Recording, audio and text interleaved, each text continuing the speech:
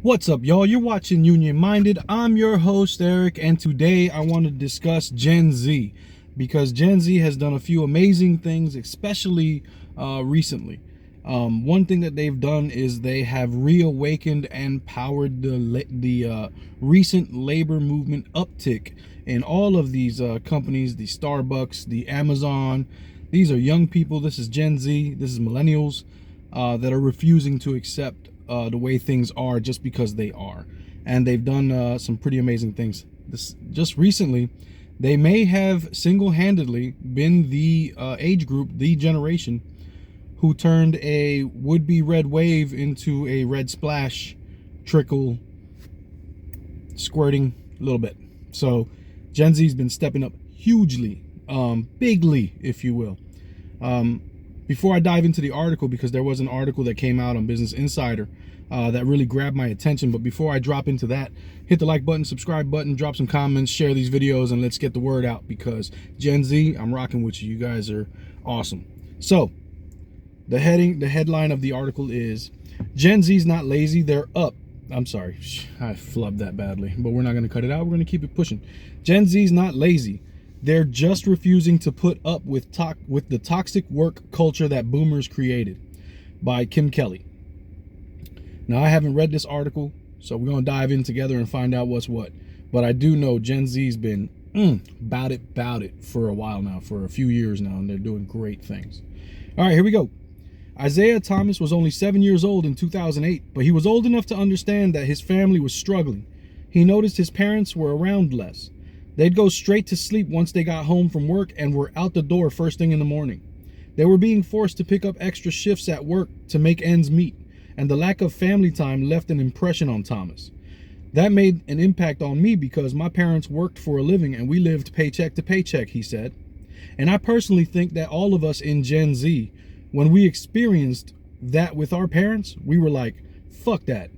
We don't want to continue going through that. As a young black man working to organize an Amazon warehouse in Deep Red, Alabama, Thomas had his work cut out for him. But he's committed to making his workplace better and ensuring future generations don't have to miss out on time with their parents because of job pressures. He isn't alone in his activism. There's a growing wave of labor organizers and reformers in their 20s who have been working overtime across the country to change the workplace.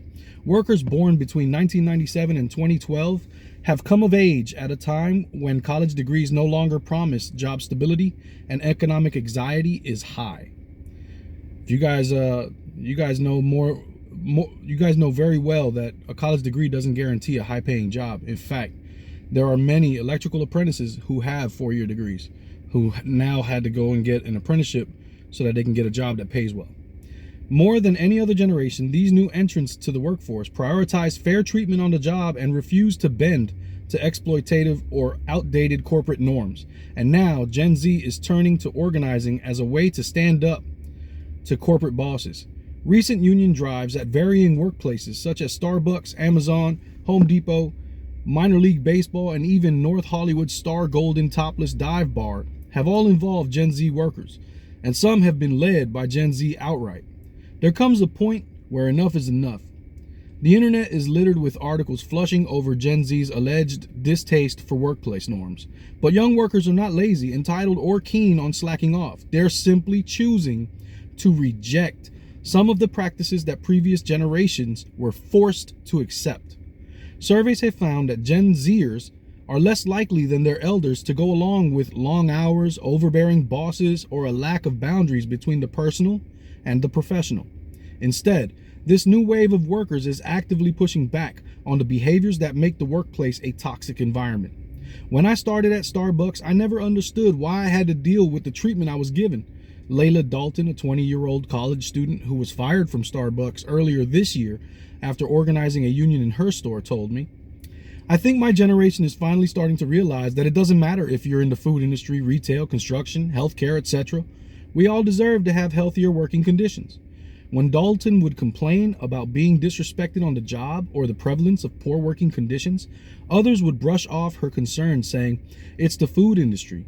What do you expect? But she and her Gen Z peers are not ready to accept that mode of thinking. A recent National Society of High School Scholars survey of 11,000 high school and college-aged people found that Gen Z's highest priorities when choosing an employer were the fair treatment of all employees across genders and races, followed by quality of life, employer flexibility, and corporate social responsibility. They are also more likely to leave jobs that don't meet their needs and find better paying employment elsewhere. Though they're not alone in that propensity, Gallup dubbed millennials the job hopping generation. Put simply, young workers want something better than their parents had and aren't afraid to seek it out. The content creator Jade Carson, 22, told Vox's Terry Nguyen, "I want to be in a role where I can grow professionally and personally. I don't want to be stressed, depressed, or always waiting to clock out." Younger workers have spent their lives facing crises from climate disasters to the erosion of reproductive rights. Rebecca Given, an associate professor of labor studies and employment relations at Rutgers University, told me that as a result, they were far more likely to speak out against injustice. They are used to holding power accountable, and they understand the deep flaws in the system, she said.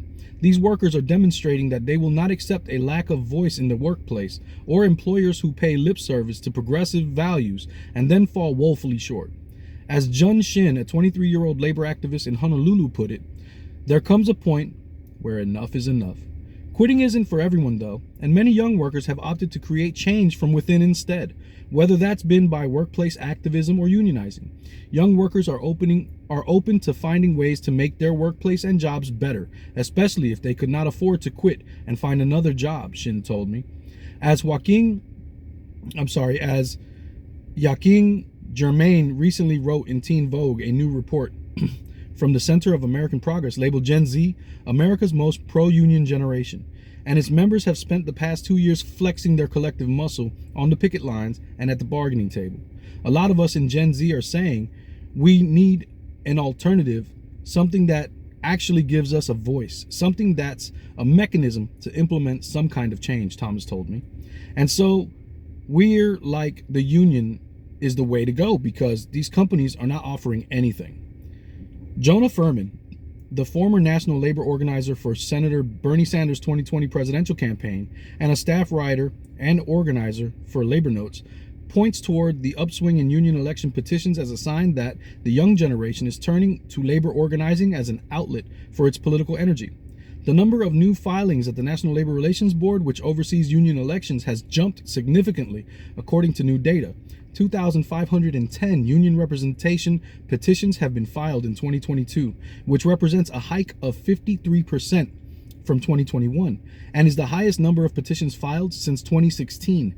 In September, Gallup found a whopping 77% of adults aged 18 to 34 approved of unions, compared with 68% overall.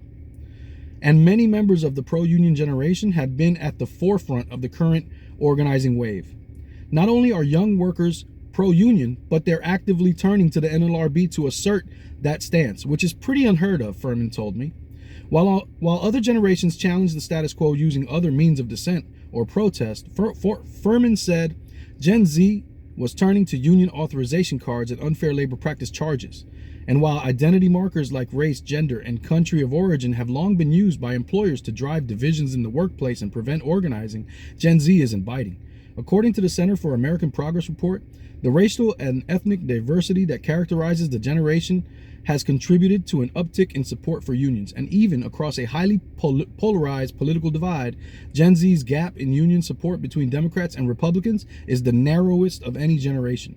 As Thomas told me, a union makes it clear that this bigotry shit is just meant to divide us so that the employer class can continue making as much profit as they want to. He added, "I'm not going to stop fighting anytime soon." Every new generation forges its own relationship with the powers that be, and Gen Z has made it quite clear which side it's on. As a loudly pro-worker, pro-union cohort, it's saying no to exploitation and standing up against corporations that want to grind them down the same way they did with these young workers' parents and their grandparents. Since Gen Z is perhaps America's most online generation, it's no surprise that young organizers have found success using platforms like Twitter and TikTok as organizing tools to educate labor-curious workers. We're tired of the lack of political action from those who supposedly represent us, Elise Joshi, 20, told me. We shouldn't be handing our life away for a CEO that couldn't care less about us. Joshi is the acting executive director of Gen Z for Change, a youth-led nonprofit that works with a network of 500 online creators and activists to promote civil discourse and political action around issues like the climate crisis, reproductive rights, voting, and worker rights. The organization has also been taking on corporations trying to screw over their workers.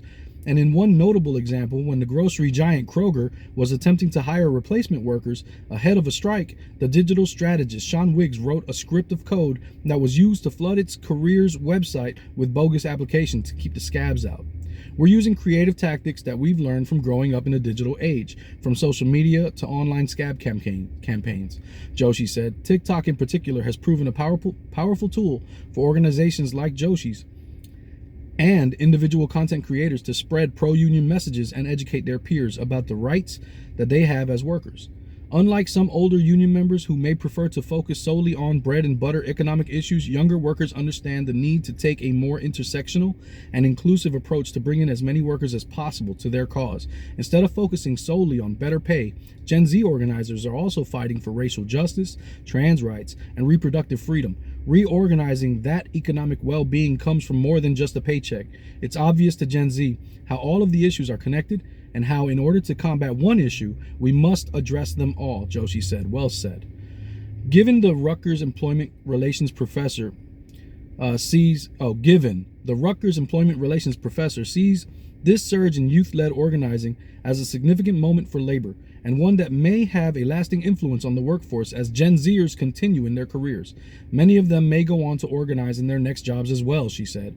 The current U.S. labor movement is stronger and more digitally savvy thanks to Gen Z's contributions. And because of this, new generations of activists, the future of the American working class is shining a little brighter than it has only a few short years ago. Because if there is one quality that Gen Z has in spades, it's the audacity, and no mass movement has ever succeeded without it. As Shin summed up, young workers have decided to make a very simple demand, which the Irish socialist and trade unionist James Connolly put best. For our demands most moderate are, we only want the earth. That's a pretty powerful quote. For our demands most moderate are, we only want the earth. I salute you young folks and welcome your efforts, and will ally myself with you guys as much as possible. Keep the fight up. Remember that the fight is not left and right, it is up and down. It has always been up and down. Anyone who tells you otherwise is only part of the system that is trying to keep you from earning from earning the type of living and quality life that you deserve for the work that you do, because no profit exists without labor. So don't forget, the fight's not left and right, it's up and down. It's going to take solidarity to win always. Each one teach one. Get out there and reach one. Peace.